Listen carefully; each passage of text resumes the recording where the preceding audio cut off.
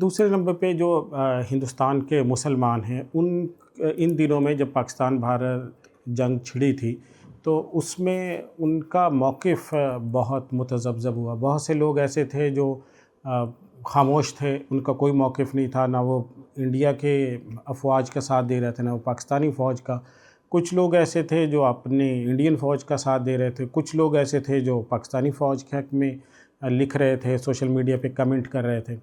تو ان حالات میں جو انڈیا میں بسنے والے مسلمان ہیں، اتنی بڑی تعداد ہے،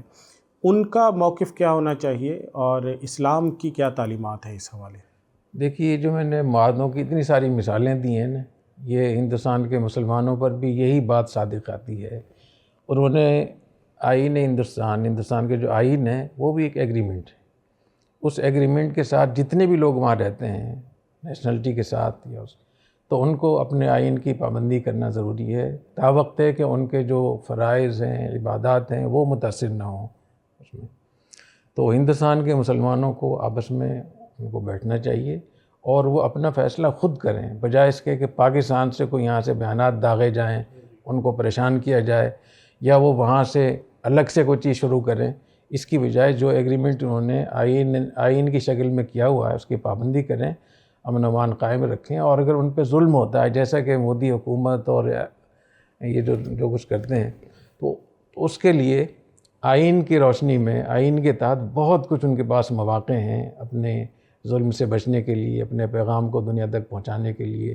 اور وہ ہم ہمیشہ کہتے رہتے ہیں کہ آج کے دور میں جہاں اور بہت ساری آسانیاں ہوئی ہیں، اس میں ایک بہت بڑی آسانی یہ ہے کہ آج کے دور میں اپنے پیغام کو پہنچانے کے لیے، اپنی بات منوانے کے لیے، لابنگ کرنے کے لیے میڈیا کا استعمال،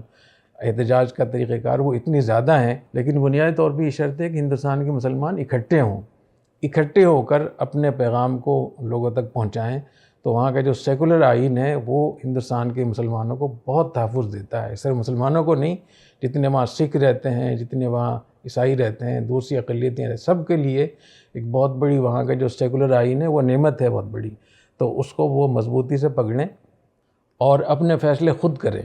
وہاں کے علماء ہیں، وہاں کے جو بڑے ذمہ دار لوگ ہیں، جو آگے لیڈرشپ ہے، وہ آپس میں بیٹھیں اور سامنے رکھتے ہوئے، اپنے حالات کو سامنے رکھتے ہوئے وہ لوگ ان لوگوں کو فیصلہ کرنا چاہیے۔